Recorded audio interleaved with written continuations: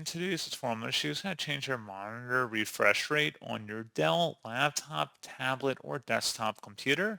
So this should hopefully be a pretty straightforward process here, guys. And without further ado, let's go ahead and jump straight into it. So all I have to do is open up the Start menu and type in Settings. Best result should come back with Settings. Go ahead and select that.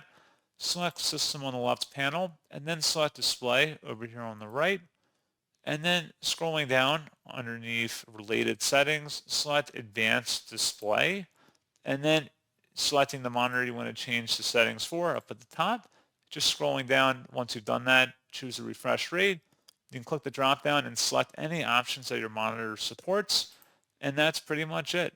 So pretty straightforward process on that, guys. And as always, thank you for watching. I do hope those will help you out, and I do look forward to catching you all in the next tutorial. Goodbye.